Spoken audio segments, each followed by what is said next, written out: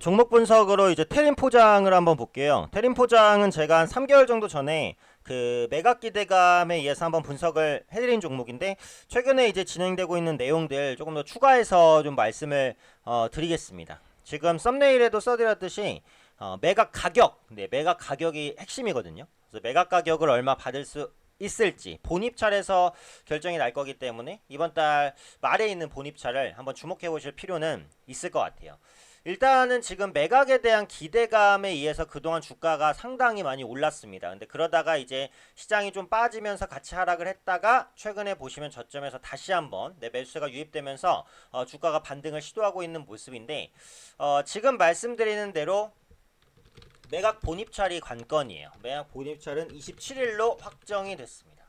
그러니까 지금부터 이제 한 2주 내로 본입찰이 진행이 되면은 뭔가 이제 결과가 나오겠죠. 그래서 매각 흥행에 대한 기대감이 다시 한번 부각되고 있다고 보시면 되겠고, 올해 6월 달에 이제 그 예비 입찰을 실시를 했었어요. 거기서 이제 6곳 이상이 참여를 했어요. 그러니까 테린 포장을 가져가겠다 라고 뛰어든 인수 업체가 많았다라는 거고, 지금 적격 인수 후보로 압축을 한 게 5곳입니다.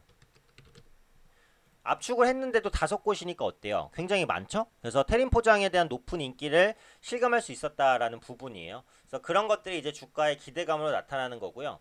국내 제지업체에서는 이제 한솔제지가 적격 후보로 선정이 됐습니다.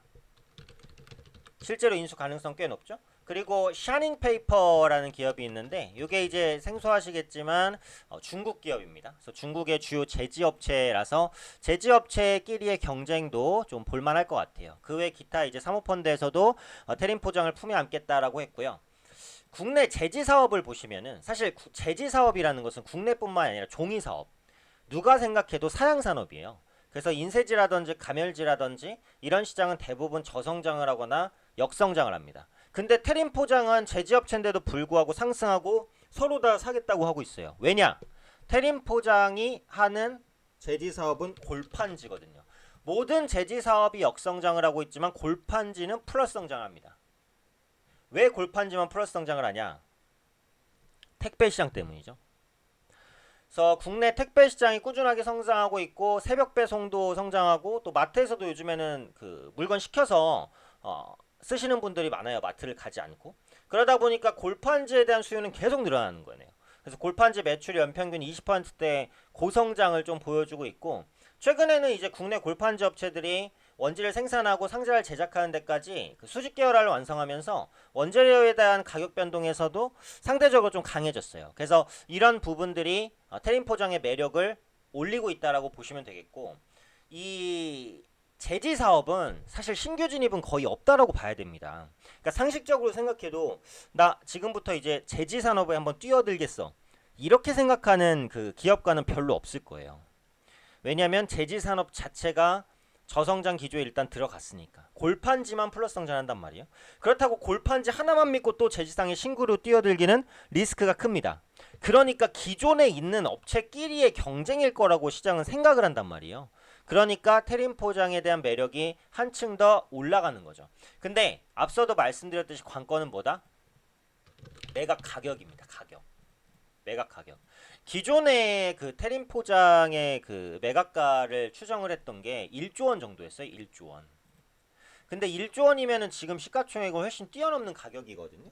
그래서 이제 프리미엄이 분명히 많이 붙는 가격이에요. 근데 지금 말씀드렸듯이 골판지 시장이 고성장을 보이니까 충분히 받을 수 있을 것이다 라고 생각을 했는데, 지금 인수 후보자 측에서는 1조 원은 조금 과도한 것 같다 라고 이제 가격을 좀 깎으려는 움직임이에요. 물론 이것이 이제 인수자의 공통된 거죠. 사는 사람은 당연히 싸게 사는 게 좋으니까요.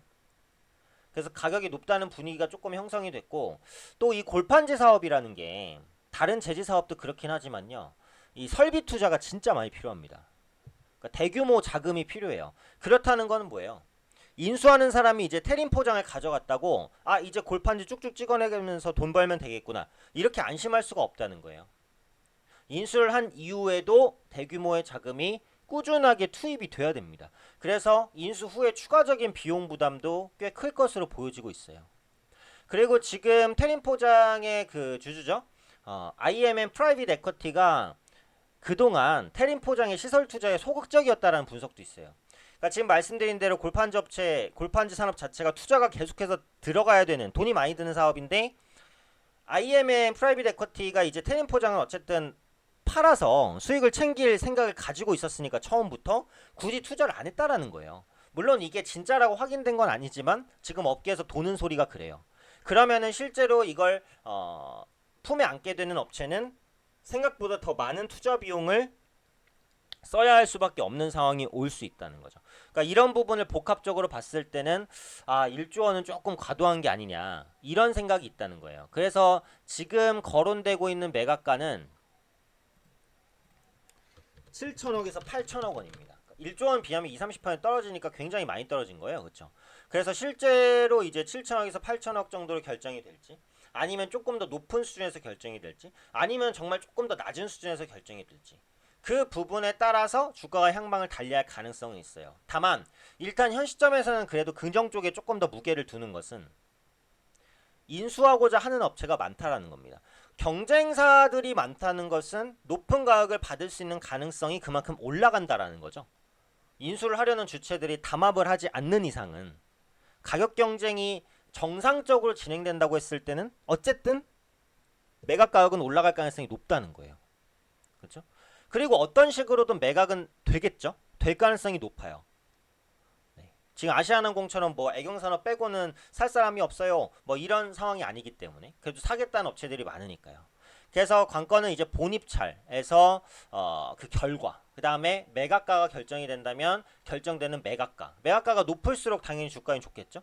그렇기 때문에 그런 부분들 복합적으로 보시면 되는데 그래도 앞서 말씀드린 대로 주가에서는 조금 더 추가 상승 가능성이 높다는 것에 무게를 두는 것은 인수하겠다는 주체가 많으니까 경쟁이 치열해지면 가격이 올라간다라는 지극히 경제학적인 논리에 기반했을 때는 그렇다는 거거든요.